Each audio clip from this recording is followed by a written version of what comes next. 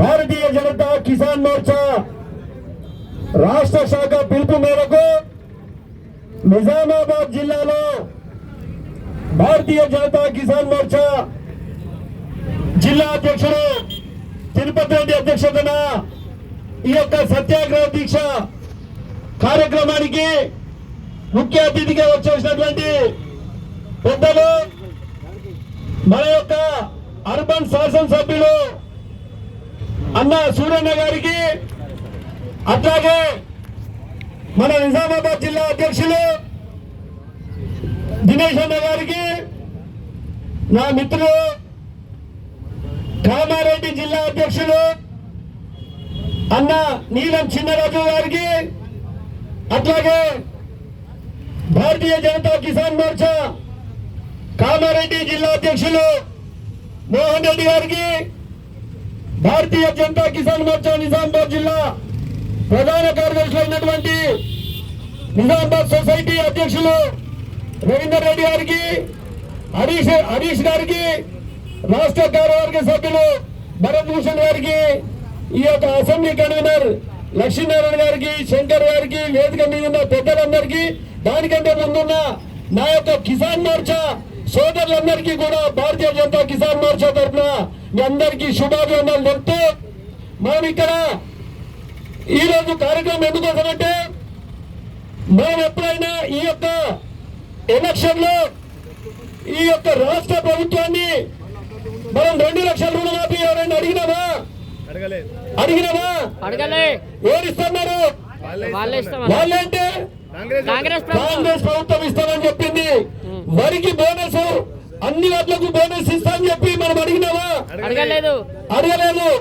కానీ ఏ వాటికి బోనస్ ఇచ్చిండు? సన్నపట్లకు ఇచ్చిండు, దొడ్డు వాటికి లేపేసాడు. ఈ రాష్ట్రంలో అన్నిటికీ కూడా అంటే ప్రభుత్వం ఒకటే కాదు, ఈ రాష్ట్రంలో మేము ప్రభుత్వం అధికారంలోకి వస్తే కాంగ్రెస్ ప్రభుత్వమే రైతాంగాని కోసం మీరు కేసీఆర్ ₹1,00,000 ఇచ్చిండ్రు, మీరు వెంటనే రుణమాఫీలో 2 లక్షలు తెచ్చుకోండి.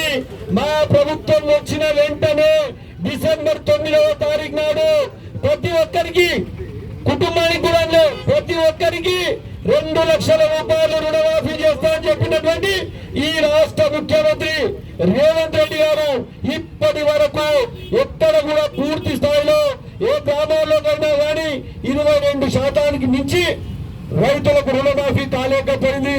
అట్లాగే రైతు పండించిన వరి పంటకు, మొక్కజొన్నకు, మిగతా పంటలన్నిటికీ కూడా బోనస్ ఇస్తామని చెప్పినటువంటి ఈ రాష్ట్ర ముఖ్యమంత్రి ఎప్పుడైనా ఈ మొక్కలకు బోనస్ ఇచ్చినా? దొడ్డు వడ్లకు బోనస్ ఇచ్చినా?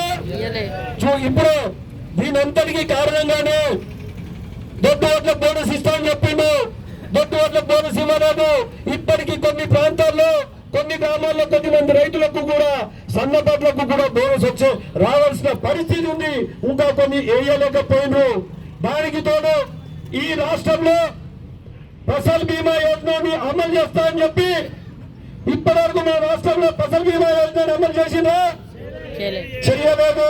ఎందుకోసమంటే కేంద్రంలో ఉన్నటువంటి అన్ని రాష్ట్రాలు ఫసల్ బీమా యోజనాన్ని రాష్ట్రాలలో అమలు చేస్తే ఈ దౌర్భాగ్యం కాంగ్రెస్ ప్రభుత్వం, ఈ రాష్ట్ర ముఖ్యమంత్రి రేవంత్ రెడ్డి గారు వారి నిర్లక్ష్యం కారణంగా, ఫసల్ బీమాని అమలు చేయకపోవడం కారణంగా చాలా ఏరియాలో ఈ యొక్క రబీ సీజన్ లో పొలాలు పెట్టుబడి పెట్టినటువంటి 26,000 రూపాయలు పెట్టిన పెట్టుబడి నష్టపోతా ఉన్నారు. భూగర్భ జలాలు ఎండిపోయి, బోర్లన్నీ ఎండిపోయి, పొలాలు కూడా ఎండిపోతా ఉన్నాయి. మీరు ఏదైనా ఈ రాష్ట్రంలో ఫసల్ బీమా యోజనని అమలు చేసినట్లయితే మీ యొక్క నష్టపరిహారం రైతాంగానికి కేంద్ర ప్రభుత్వం ఇచ్చేది డైరెక్ట్ గా రైతాంగానికి వచ్చే పరిస్థితి ఉంటుంది.